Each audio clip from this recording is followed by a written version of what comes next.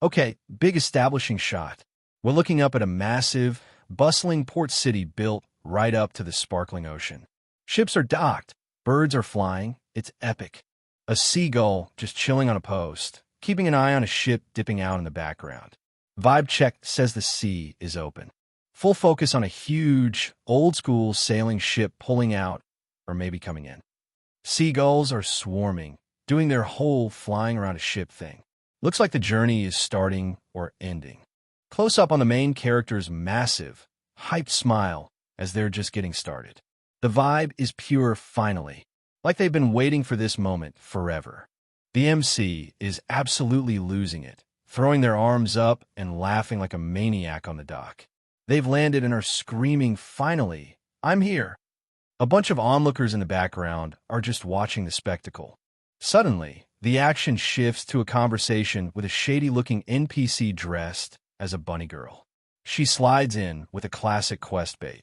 "You'll be able to purchase potions once you do me a favor." It's clear the side quest grind is about to start. The MC, or someone nearby, gets aggressively pitched by a fisherman holding up a fresh catch. The fish vendor is trying to move product, asking, "Why don't you buy one of these fishes?" The background has some wild sea creatures, a shock shark and a giant squid, hanging up. We get a huge reveal shot of the city through the MC's sparkling eyes. The narrator drops the name. "This is the harbor city, LITH. There are also random lines floating around about storing luggage and training. Plus the MC asks, "Where's my sister?" Lots of info coming at once, establishing the location and the MC's goal. The MC, now identified as Raymond, is walking with a super tall, confident-looking new character named Walker. They look like total besties, with Walker's arm around Raymond. Walker asks, "Are you that happy, Raymond?" Raymond just grins back, stoked to be there. Walker turns back to Raymond, giving him a knowing look and saying, "You're just as happy, aren't you?" It's a quick moment showing that everyone is buzzing about arriving in the city. Now we meet two more characters, a big, grinning guy in a green cap, Taryn, and a dark-haired girl. Taryn is just straight up saying he's hyped. "I do want Tio run around from all the joy too." Tio, be honest. The focus word is Taryn, eyeing the big guy. Taryn is wide-eyed and smiling like he just saw the best thing ever. He's clearly overwhelmed by the city's vibe and starts to say, It's a classic build-up moment. The whole squad is walking toward a huge, impressive building in the city center. It's the big announcement, where our adventure begins. Total main quest, unlocked energy. Hard cut to a dark, super dramatic, nighttime setting with jagged rocks and a massive full moon. A text box starts the transition. The mood has officially changed from Hype City Tour to serious business. Epic reveal panel. It's a squad shot of a bunch of powerful, intense-looking characters, probably the main threat or major players, gathered in a dark, watery place. We've got a wizard, a masked fighter, a knight, and a brooding dude in the front. This is the big look at the antagonists or rivals. Back to the heroes. The three main characters are standing in front of a giant, glowing blue portal in a forest. It's labeled as a gate. They're about to step into the unknown. Instant vibe switch to intense horror. We get a splash panel of terrifying, monstrous creatures with red eyes and giant jaws. The narrator explains that this place is filled with all kinds of horrifying monsters that you could not see in Maple World. We are not in Kansas anymore. The full consequences of this world drop. We see a blood-soaked sword plunged into rubble, with a lone hand reaching out. The text confirms the danger. Countless adventurers died off in the gates. This is just the prologue setting up the impossible challenge. Despite the danger, we see the rewards. A fancy goblet, a glowing sword, and a gem floating in a red, fiery background. The text explains that the unimaginably valuable and powerful items that lay inside the gates are the real draw. It's high risk, high reward energy. A focus on a treasure chest, a key, and a rolled-up map or scroll. The prologue continues by stating these riches lured in those who dare to dream big. Basically, the loot is worth risking it all. Hard cut back to the present. focusing intensely on Walker. His eyes are serious, and he's got a plan. He states simply, "We need a bait." The main plot is officially starting now. The main crew, Raymond, Taryn, and the hooded girl, are standing in a doorway, looking confused. The camera angle is from behind the hand of the speaker, pointing directly at the group, adding tension and keeping us guessing who is the bait. Walker drops the full dark strategy. He's intense, with monstrous imagery swirling behind him, explaining they can't plan without info, and countless adventurers have died because of unexpected variables. The big reveal. That's why we need a slave TO act AS bait. The plan is officially savage. The hooded girl explains the logistics. So we need someone TO take the attention away from US when we run away. Raymond looks shocked and asks, But then the hooded girl immediately agrees with the plan, stating, "I agree. That's a good plan." The ethical line is officially crossed by the whole team. Hard cut to a filthy cage containing two beaten and scarred people, a man and a woman, who look absolutely defeated. This is the first look at the bait pool. Walker enters a dim, brick-walled space with a merchant. The merchant welcomes him to the Gaffer Merchant Union market and loudly announces, "All the guys here are slaves meant to be used AS bait, so pick and choose." It's a full-on slave market for sacrificial lambs. The merchant is enthusiastically trying to sell his wares, recommending certain slaves and laughing while saying, "You'll see that they're really worth the price." Walker stands next to him, totally stone-faced and unfazed by the situation. Back at the slave market, the merchant is assuring the buyer that the slaves are in good shape. "We got them only recently." The buyer, whose hand reaches out, confirms the transaction. "All right, I'll take both." The merchant laughs, giving a delighted, "Good choice." The bait has been selected. The camera pans out to the main objective, a huge, menacing red portal framed by dark trees. A giant caption from the merchant's voice wishes the adventurers, "Then good luck on your adventures." The purchased slaves are seen tied up like animals, already placed right in front of the gate. Walker stands near the red gate, preparing for entry. He notes that seems like no one's gone inside yet, and details the plan to mark a pillar to notify the others that we're already in there. He's setting the stage for the main squad stealth entry after the bait does its job. A super fast-paced shot of Walker's dagger marking the pillar near the gate. He confirms the advantage, stating, "That means we'll be the first." First and means getting the freshest loot, apparently. Walker turns back to the group, giving a tense, calculating half-smile against the pulsing red background of the gate. He checks on the team, asking, "You're all ready, right?" Raymond, Taryn, and the hooded girl are hyped, standing right in front of the red portal, which glows intensely around them. Raymond leads the charge with an enthusiastic, "Let's go." The team plunges into the gate. The whole squad, Raymond, Walker, and the others, stumbles out of a small, glowing red portal inside a dark, ancient forest. Raymond is already freaking out, shouting, "UAGH. This feels really strange." The gate dimension is immediately creepy and overwhelming. A mid-action shot of Raymond getting tossed around or stumbling hard as they exit the portal, with his red cape flapping dramatically. The entry was not smooth. A close-up on Raymond's face, eyes wide with shock and fear, gasping, "UWH." He is absolutely shook by the experience of entering the gate. Raymond is totally mesmerized, staring up at giant, bioluminescent mushrooms that tower over him. He can only manage a stunned wow. The scenery is epic and clearly not from the normal world. The whole party is now walking through the alien forest filled with the glowing fungi. One of the characters reflects, "I've never been in such a mysterious-looking place before," and adds, "It's totally different from what I had imagined." The setting is hitting everyone hard. Walker takes the lead, walking past one of the recently acquired slaves who is chained up. Walker acts like the cool expert, saying, "There's no need to get all nervous. Let's get moving." He explains, "Gates are usually formed in locations far from monster habitats, so we should be in the clear for now." He's trying to keep the team calm and focused on the mission. The hooded girl lays out a major constraint of the mission. We can't use the same gate for leaving. We need to find an exit gate first. This confirms they are now locked into the dungeon until they find a way out as she walks past the distressed, chained slave. Suddenly, a close-up on the hooded girl's wide, shocked eye. She sees something terrifying off-panel and is totally frozen. She just trails off with an ellipsis. Jump scare.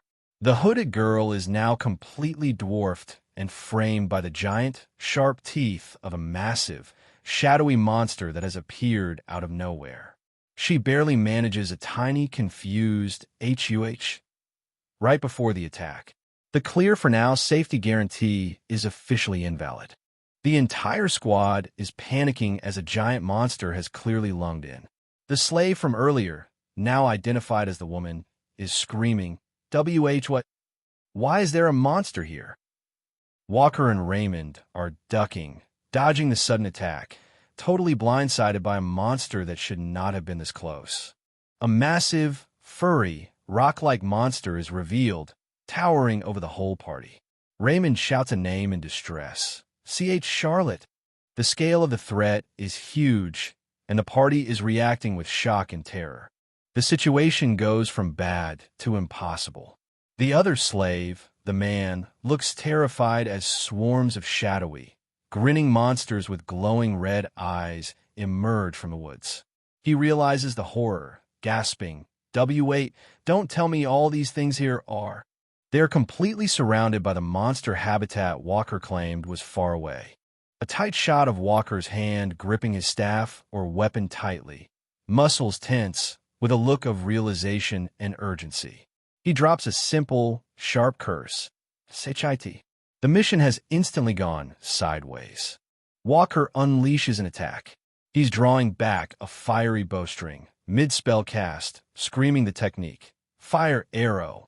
He is immediately throwing heavy damage to clear the threat. The full power shot of the attack. A blazing arrow of fire slams into the ground right in front of the hooded girl and the male slave, kicking up dirt and fire and splattering the monster blood everywhere. Walker has bought them a second, but it's a desperate move.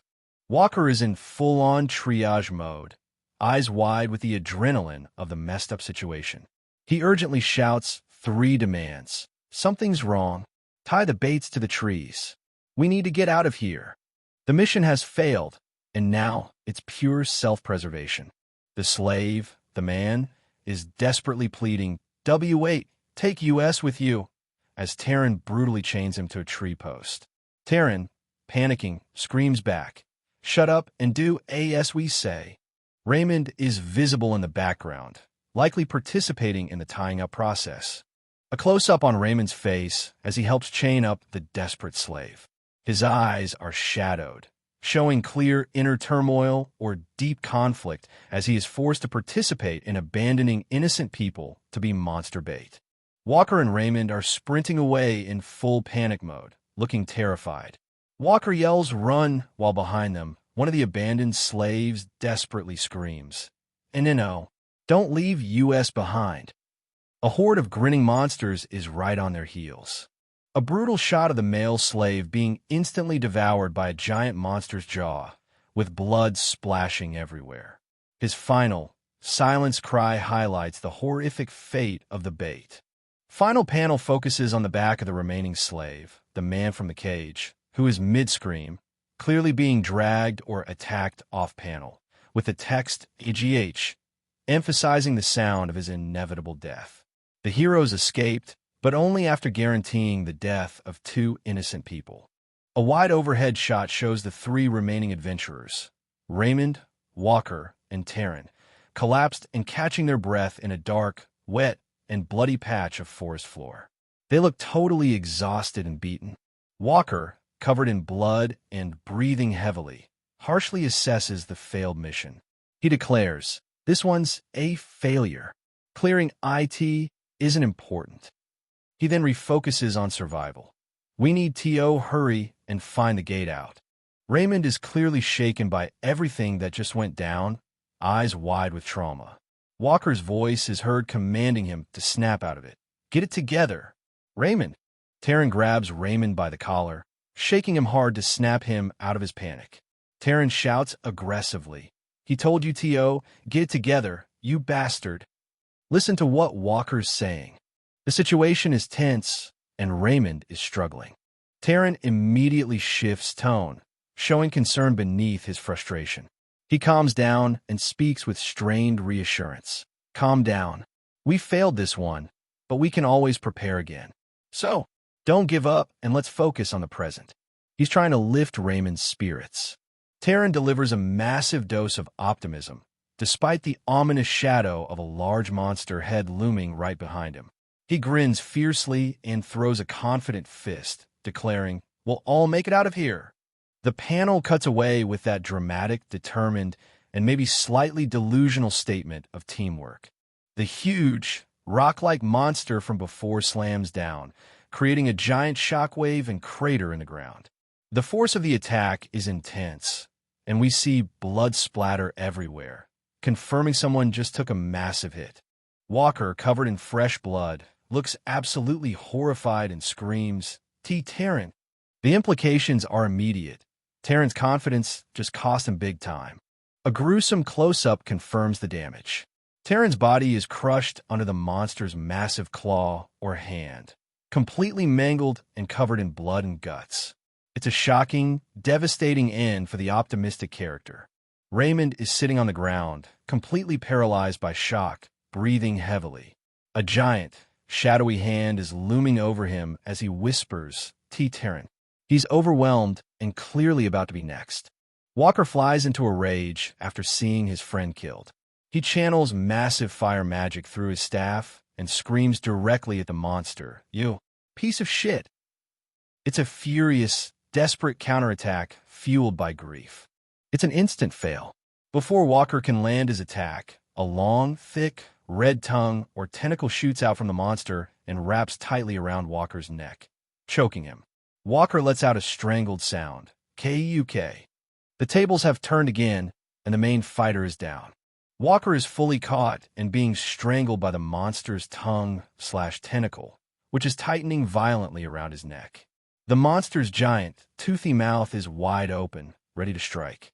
Walker is letting out a final, pain sound, KKUAAGH. A massive, bloody splash panel showing only blood and sound effects, including a loud crunch. This confirms Walker is instantly and violently killed off-panel, leaving no doubt about his fate. The final shot of the sequence, a close-up on Raymond's face. His eyes are burning red with despair, rage, and shock, tears and blood on his cheeks, as he witnesses the death of both of his companions. The realization of his horrific situation and the immense danger has fully sunk in.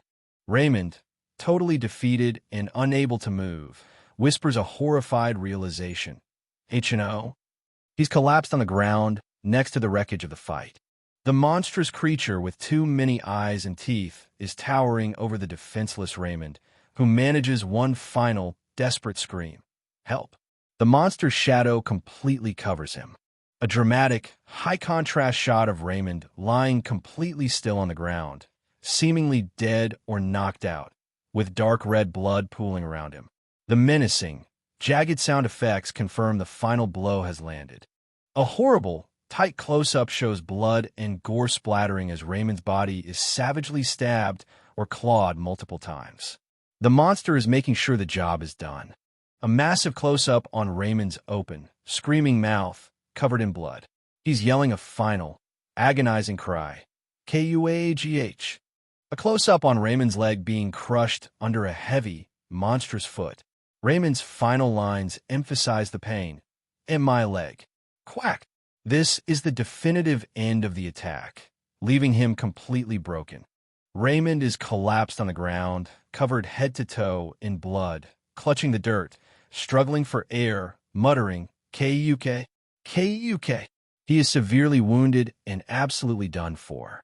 The camera shifts to one of the chained slaves, the one who was supposed to be the bait, standing stunned and silent, staring at the carnage where Raymond now lies.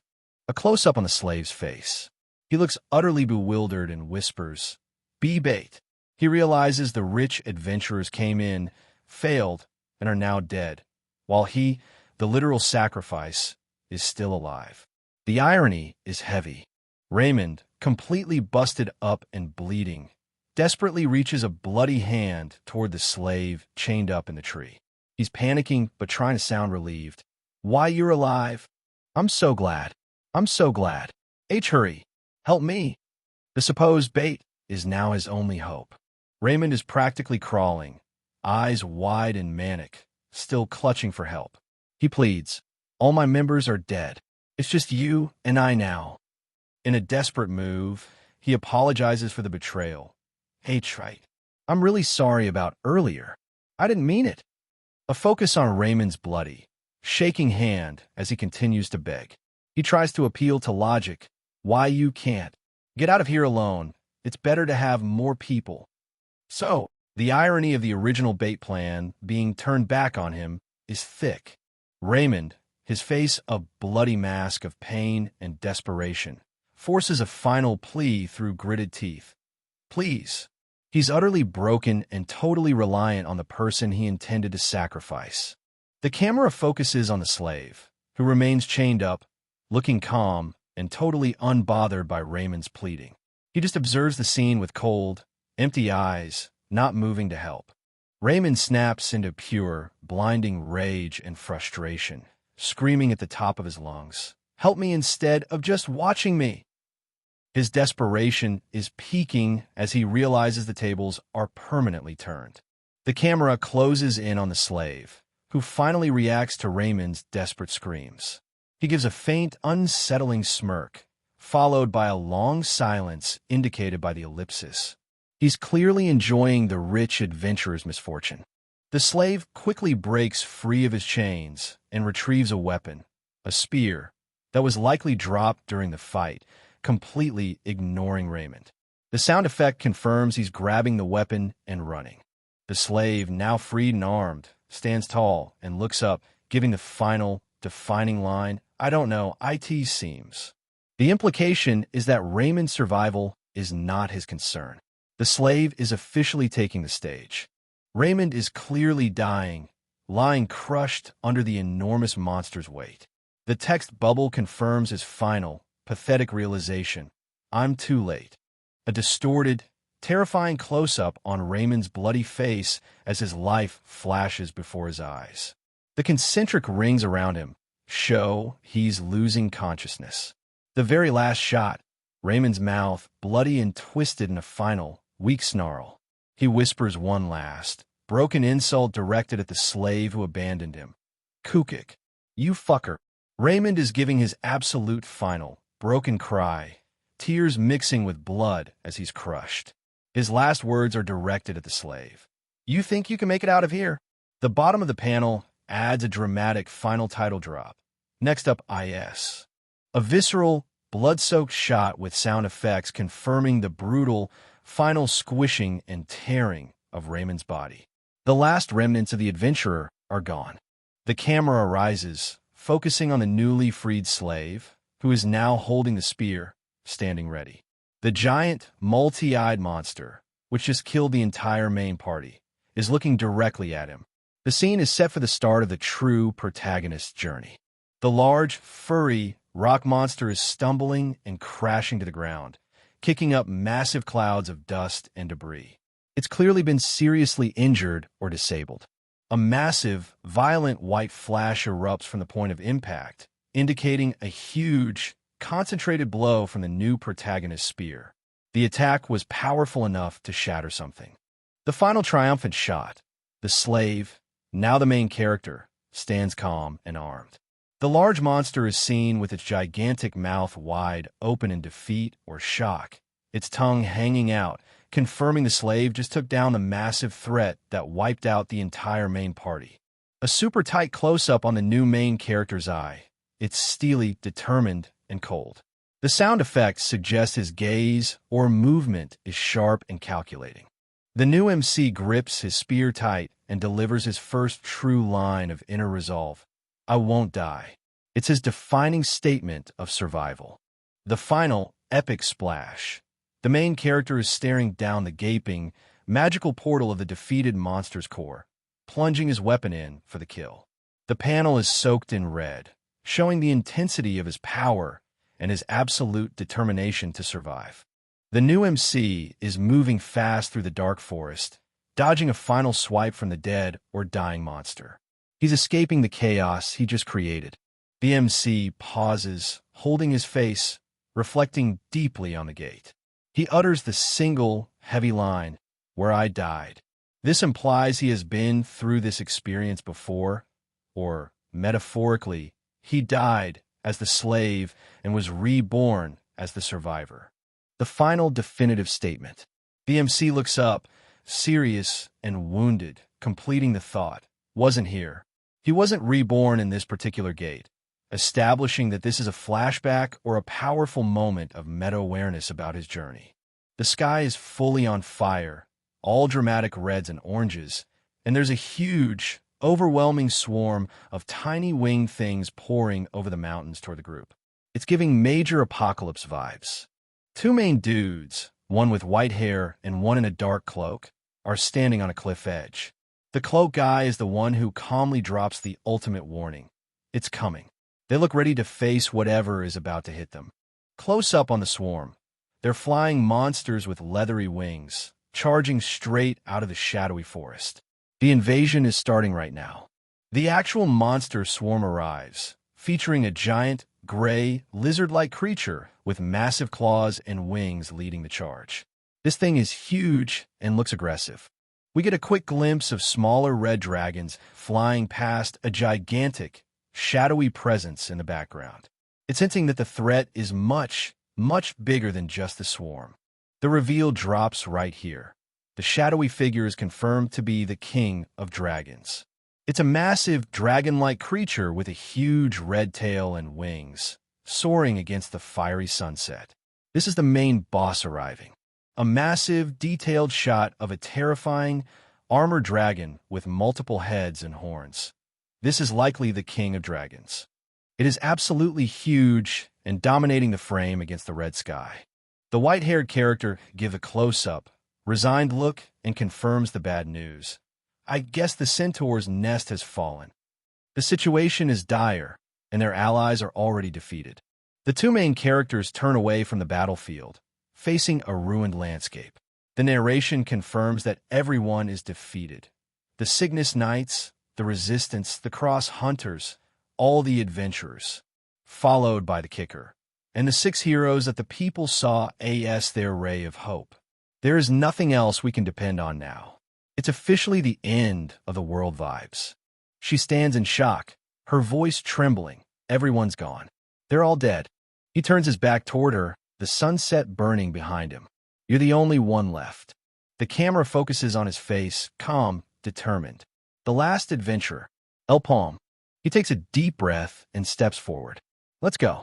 This is our. The ground splits open beneath them, a massive chasm roaring with echoes of doom.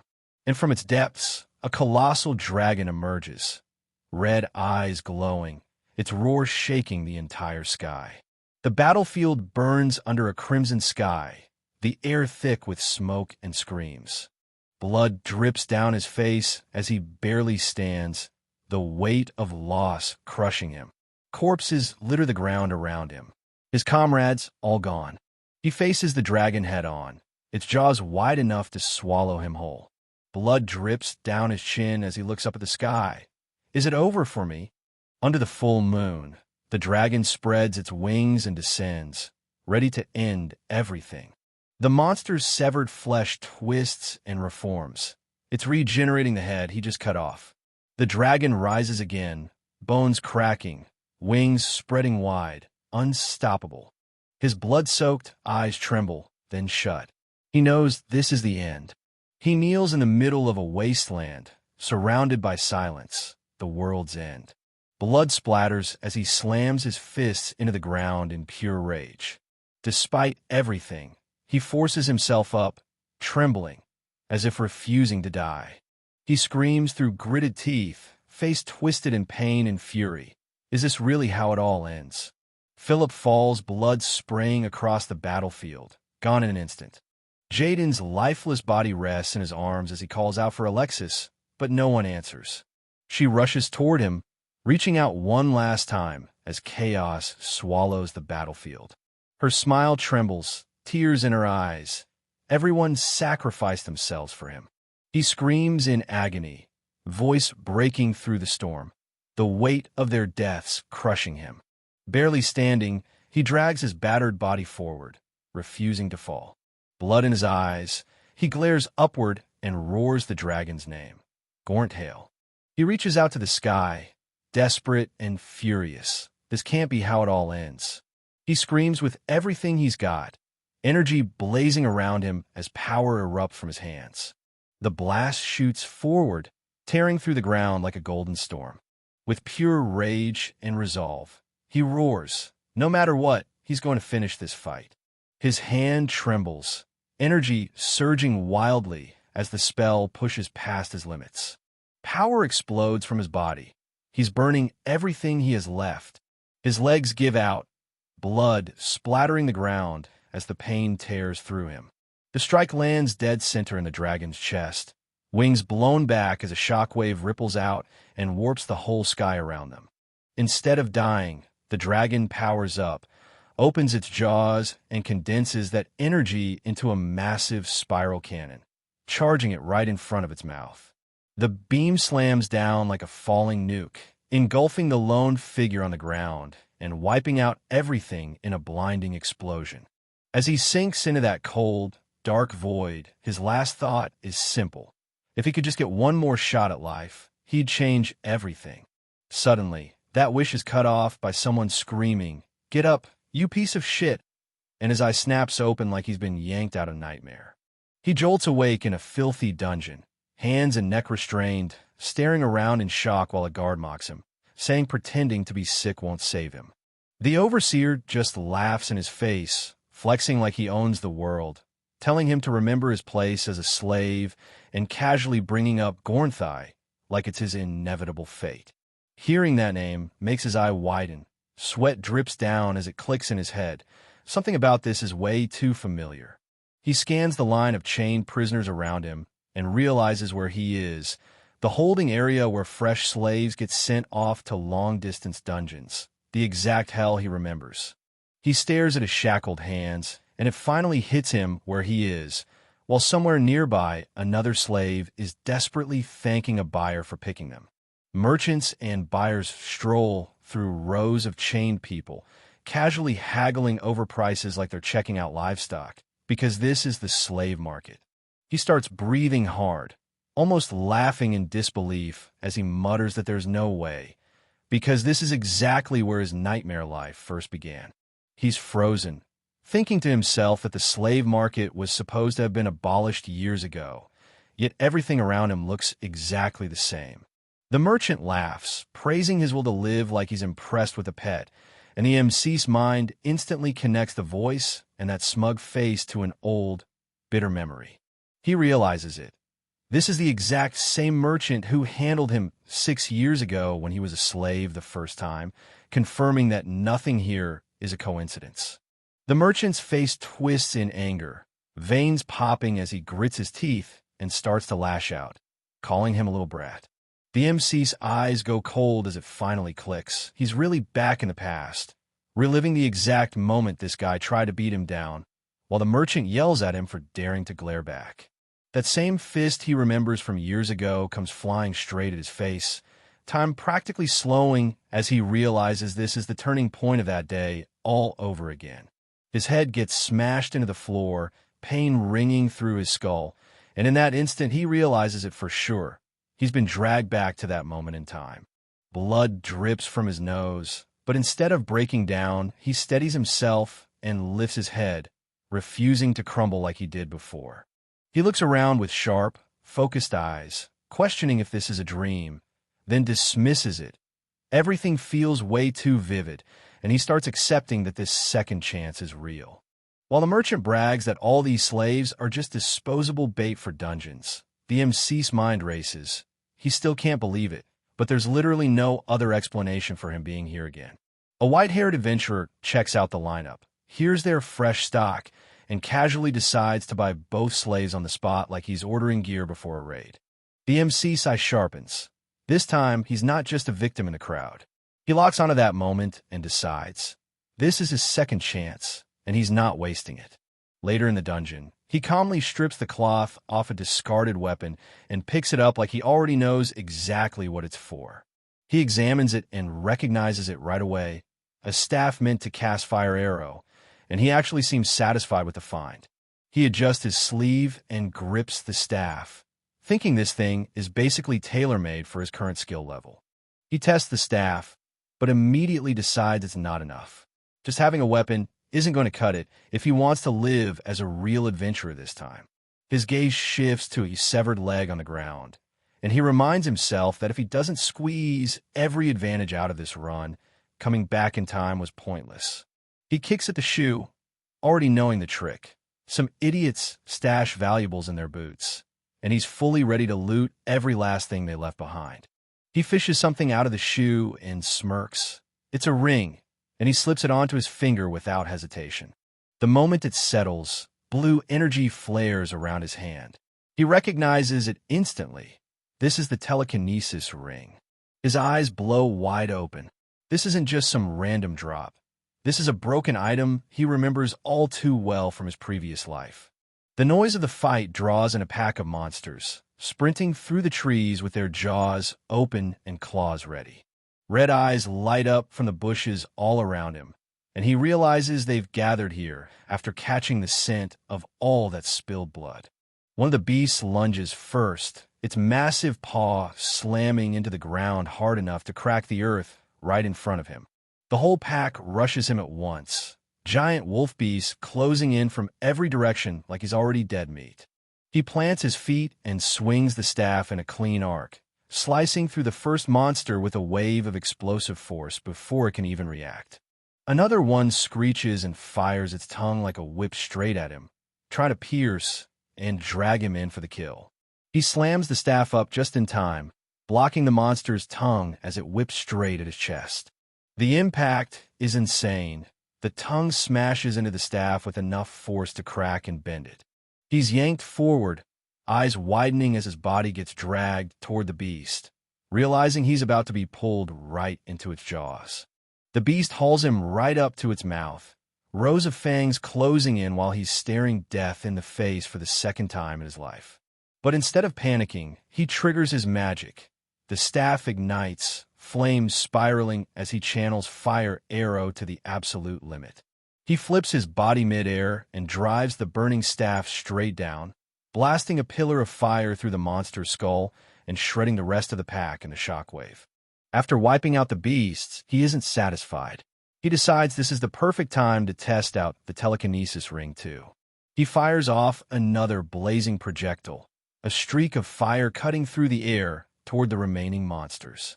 Then he raises his hand, the ring glowing bright, and uses telekinesis to seize control of the flying spell mid-air, ready to redirect it however he wants. The fire arrows curve in the air like guided missiles, chasing down every fleeing beast and detonating around him while he just stands there controlling the chaos. One last arrow streaks through the smoke, perfectly guided, finishing off the stragglers trying to escape into the dark. Flames rage across the battlefield as he lowers his glowing hand, admitting he can't maintain that level of control for long. But it's more than enough to clear this place out. The surviving beasts freak out, snarling with their backs to the flames, realizing this bait slave is the real predator here. He levels his staff, eyes cold, basically deciding it doesn't matter how many are left. He'll just wipe them all out. Then his expression snaps. Something off-screen makes his eyes widen, catching him completely off guard. He tries to blast the next wave with fire arrow again, but nothing comes out, and the whole pack keeps charging straight at him. He checks the staff mid-fight, realizing it's not broken at all and panicking for a second, wondering if the skill's already on cooldown. With no time to think, he's forced to dodge back as a wolf lunges in, jaws snapping inches from his face while he retreats with only his footwork and instincts. He slams his foot into the ground, stopping his retreat and deciding he's done running. With a wolf lunging right at his back, he whips around and swings the staff in a full-force arc, thinking he's got no choice but to rely on pure physical combat. He dives into close range, violently batting away, snapping jaws and claws, turning the staff into a blunt weapon as he fights them off in tight quarters. He slips under the monster's guard and drives a brutal strike upward, sending the beast flipping over itself. The wolf crashes to the ground with a sickening thud while he backs off, breathing hard but still on his feet in front of the burning forest. He narrows his eyes, thinking to himself how much longer he has to keep this up before his skills and stamina finally sync back up. Just then, the staff reignites in his hands, flames coiling around it. Fire Arrow is finally off cooldown. A massive wolf charges him head-on, maw wide open to swallow him whole, while he stands his ground with the blazing staff raised. He stares it down with a calm, sharp gaze and mutters, "All right," fully ready to end this round on his own terms. He fires a straight fire arrow down the path, the shot tearing across the ground toward the charging wolves like a flaming railgun. Then he lifts his hand, the ring flaring to life again, and shouts for one more as he grabs control of the spell mid-flight. The single arrow suddenly splits and curves, multiple flaming bolts weaving through the pack and skewering every monster in their path. He stands there with the staff still burning in his hands, completely relaxed, like this whole monster raid was just a warm-up. All around him the wolves are dead and smoking on the ground, and he casually surveys the battlefield he just soloed. One of the surviving adventurers, bloody and barely conscious, tries to speak, choking out a shaky as he realizes who just saved them. The wounded adventurer watches his back and admits it outright. There's no way someone like him is just a normal slave. He freezes for a second, surprised as it hits him that she actually survived this massacre when, in his past life, she hadn't. Dragging herself up, she stares at him wide-eyed, listing off his spear skills and magic and demanding to know who he really is, while he thinks to himself that lucky probably isn't the right word for what just happened to her. The guy is barely holding himself together. He's bleeding, shaking, and staring at the other person like he just saw the impossible. He can't wrap his head around why this random nobody is suddenly showing signs of real power. He spots the staff in the other guy's hand and the glowing mark on his wrist. That's when it clicks that something is seriously off. Those things aren't supposed to belong to someone like him. He snaps. He yells in pure disbelief, demanding to know how a literal slave awakened power that should be way out of his league. The shock is eating him alive more than the injuries are. The guy on the ground reaches out one last time, completely drained, realizing he's got nothing left. He's questioning if everything he did up to this moment was for nothing. Then he looks up and sees the other guy standing over him, calm, steady, and holding that staff like he owns the battlefield now. The power dynamic just flipped hard. The standing guy leans in with this cold, unreadable look. No emotion, no hesitation. It's the face of someone who's already decided how this ends. The forest goes quiet for a second, like the whole place is holding its breath before the next hit drops. The beaten guy tries to crawl away, confused and terrified, but the other guy steps in and shuts him down with one line. He's basically telling him the conversation is over. The awakened guy finally speaks, calm and sharp. He tells the injured one that everything he assumed was wrong. The real truth is about to hit him harder than the fight did. He tells the guy on the ground that none of this would have changed, no matter what. Even if there was some plan behind it, the result was the same. He would have wiped all of them out anyway. The injured guy snaps, eyes wide with rage and fear. He can't accept what he's hearing, and the word hits him like a punch to the chest. He's realizing just how outclassed he is. The awakened guy lifts the staff as flames curl around it, his voice steady. He makes it clear why he's doing this. It's not strategy. It's not revenge. It's simple. He hates people like them, and he's done holding back. The whole town is suddenly reacting, confused and startled by something happening in the distance. Whatever just appeared caught everyone off guard. Two guys spot it first and freeze. One of them can't even believe his own eyes, pointing it out while the other stares like he's watching a legend walk in. A single step hits the stone road, and that alone is enough to make them whisper. They recognize who it is, and the disbelief turns into shock. Everyone in the plaza freezes when they see him walk in. A bait slave, someone who was basically sent out to die, is casually returning on his own. People are staring like they're watching a ghost. He keeps moving with a calm look, already thinking ahead. He knows the chain of events has started, and if he doesn't act fast, he'll end up right back in the same nightmare he escaped from.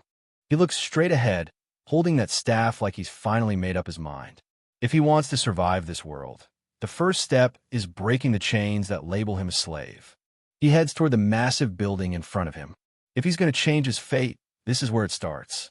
We jump to the big institution, and the rumors are already flying. Someone blurts out in shock that the slave they sent out actually came back alive. Cut inside to the higher-ups. A nervous staff member is reporting to Mr. Abbeys, confirming that, yeah, the impossible happened. The slave survived. The staffer adds that the guy didn't even get a scratch on him, while Abbeys stays calm, shrugging it off like, so what? If he was just bait, it's not that crazy he returned in one piece. The report gets darker. Every single adventurer who went into the dungeon with him died there. The higher-up pauses, realizing this guy didn't just survive, he walked out as the lone survivor. The eye patch guy takes a slow drag from his cigar and admits this isn't normal at all. What really bothers him is that the slave didn't flee or disappear after surviving. He actually came back on his own. We see why that's so weird. Most dead slaves used as bait either die or, if they're lucky enough to live, run far away before they're thrown in again. But this guy, even while being chased down by a giant monster ready to swallow him whole, he still didn't choose to escape that life. The narration drops the cold truth. For these debt slaves, there's only one real way out of this system, and that's dying.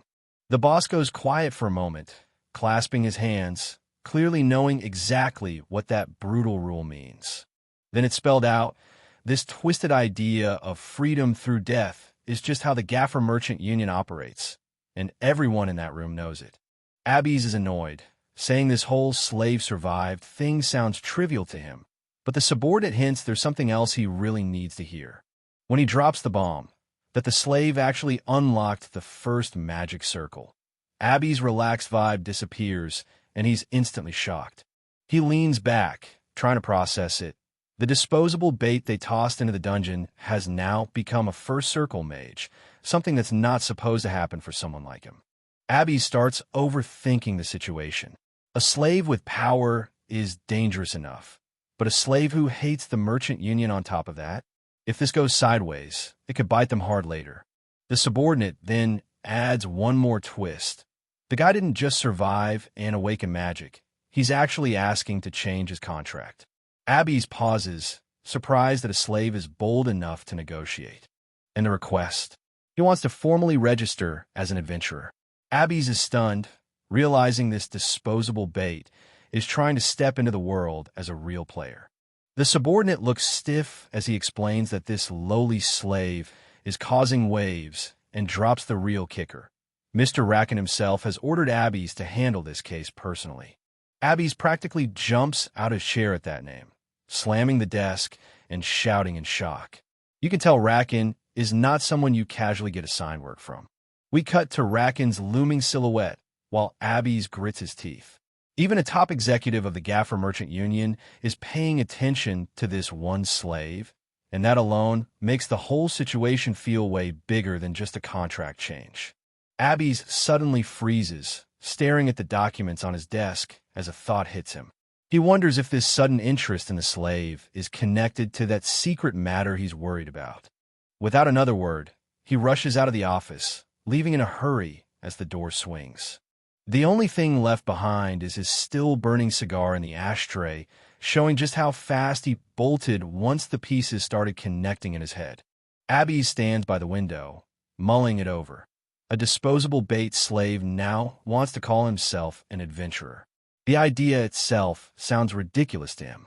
The narration cuts in, saying all this talk about adventurers and freedom is just surface level. At the end of the day, what really rules this world is money. We see how deep that goes. People are shown scrambling and clawing over each other just to grab a single coin, as the narration says humans have always been slaves to meso, to pure greed and currency. The narration explains how the system works.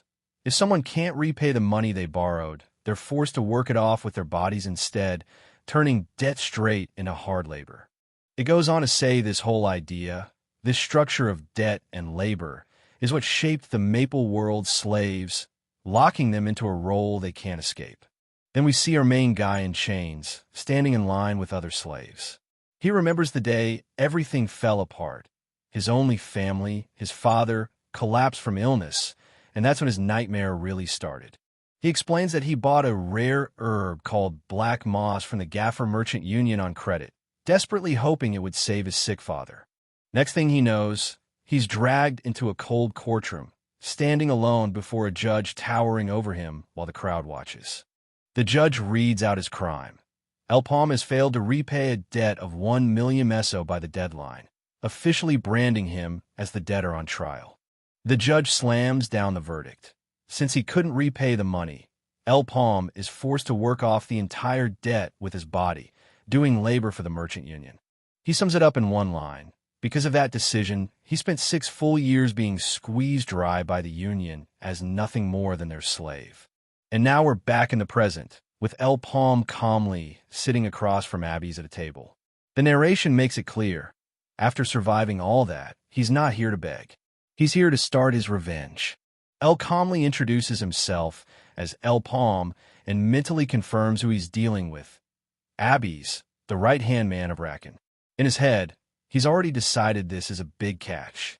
Abby stays cocky, sipping his drink while saying he already read the report on El. Since El wants to change the contract, Abby's tells him they'll keep this conversation short and to the point. El sets his cup down with a small, deliberate clink, signaling he's ready to get serious and lay out exactly what he wants. Abby's lays out the deal. He agrees to switch El's slave contract into one for an F-rank adventurer, basically giving him the official title he asked for. El thanks him politely, but inside he's noting how fast Abby's agreed. That quick approval tells him Abby's is wary and already trying to manage the situation.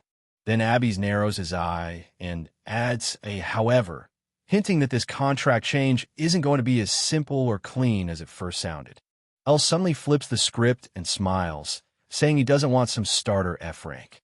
He directly demands rank E, making it clear he's not planning to move at Abby's pace, but at his own. Abby's is thrown off, pointing out that the Adventurer Association hasn't even officially ranked El yet. El fires back that he's already gone through hundreds of gates over the last 3 years as bait, so he's got way more field experience than most newbies. Abby's brushes it off, saying all that still just counts as bait experience since El never actually hunted monsters himself. El calmly counters, asking when killing monsters became the only standard for an adventurer, leaving Abby's confused by how confidently this ex-slave is talking. El explains his logic. The very first adventurer became famous not because he killed the most monsters, but because he survived. For El, the real virtue of an adventurer is making it back alive. Abby's thinks it over and grudgingly admits El has a point. The info someone brings back from a dungeon can be more valuable than flashy solo achievements. Even so, Abby's tries to downplay it, saying surviving 3 years as bait is impressive but still limited. He points out that El's only been in low-level gates and questions if that survival skill of his would hold up in higher-ranked, truly dangerous dungeons. Abby's calls El's request reckless, basically saying they're not stupid enough to hand out a dangerous contract to some guy who'll just die early and never even pay back his debt. He looks at El and internally dismisses him as arrogant, convinced this kid is overestimating himself and will hit a wall long before reaching anything big. But as El sits there quietly, staring down with that calm, unreadable expression, Abby suddenly feels something off. There's this unsettling, almost creepy aura from El that makes him wonder why this guy feels so wrong. El finally speaks up and brings up a specific gate, one that only allows 5 people to enter at a time and has 12 scars on its record. Abby's reacts immediately, recognizing exactly which gate El is talking about, and his tone shifts into this excited, almost twisted agreement. He explains with a grin that in that gate, the remains of at least 12 whole parties are already buried, meaning it's basically a graveyard for adventurers. L stares him down and lays out the condition. If Abby's thinks he's bluffing, then let him prove his worth in that death gate. If L survives and shows he's as capable as he says, Abby's has to acknowledge it. Abby's loves the idea. With a menacing grin and smoke curling up around him, he accepts the deal, promising that if L really pulls it off, he'll give L exactly what he's asking for.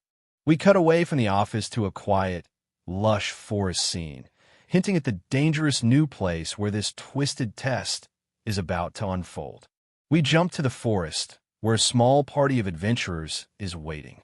Their leader looks at L and sizes him up, calling him the rookie who's joining their run. The front guy steps forward with an easy grin, introducing himself as Chev, the team's tank. He says he already heard a bit about L from Mr. Abby's and knows L used to be a baiting slave. Chev waves it off like it's no big deal, saying he doesn't judge people over that kind of past, and neither do his teammates. The rest of the party casually greet L, trying to make the atmosphere feel friendly before they dive into a death gate. L keeps it polite, saying he hopes they work well together, and one of the party members mentions he heard L can use fire magic. Chev laughs and starts explaining how mages work here, saying the element you can use is fixed from birth and you can't suddenly switch to another one. He adds with a grin that because of that, any magic item that doesn't match a mage's element is basically trash to them, asking if L knew that while another teammate just mutters that this whole system sounds way too complicated. Chev cuts off the small talk and explains the real mission. They're not here to farm monsters. Their job is to safely recover the gear and items left behind by the 12 parties that died in this gate before them. He adds that once they collect the loot, they just have to hand everything over to the merchant union, and in return they'll get paid a flat rate of 3,000 meso per item. One of the party members immediately complains that the pay is trash, since First Circle Adventurer items usually go for tens of thousands of meso. That reward isn't even half the real value. But the quiet swordsman tells him to stop whining and focus. The party heads toward the gate entrance, still bickering about who complained first, when Chev cuts in and rallies them with one line. They're here to make money, so it's time to focus up. They cross the threshold, and the world around them twists into a new zone, the air thick with mist and strange sounds echoing through the trees. Inside, the forest is unnaturally bright, but has this eerie, suffocating vibe. Chev tells everyone to stay sharp, since this place could turn into a drawn-out fight. Their first move is to secure a base before pushing deeper in. One of the party members points to a massive tree and suggests they use it as their base. With all those thick branches, they could hide easily and move between trees without touching the ground. Chev agrees, saying it's actually a solid idea. So they roll with that plan. We see them already getting to work. Gear and supplies are being hauled up, ropes and platforms thrown into place as they start building out their makeshift tree base. The upbeat rogue slings an arm around L and tells him to chill for now, saying base building is his and the other guy's specialty. L is basically treated like a guest while they handle the setup, even though he's the one with the most dangerous role waiting ahead. Once the tree base is finished, Chev lays out the next step. They're going to split into 2 squads and sweep the area around the base to get a feel for the terrain and any danger zones.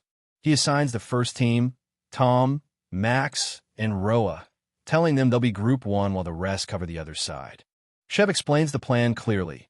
Each group will scout one side, east and west, then regroup. If anything sketchy happens, they're to fire off a signal and sprint straight back to the base.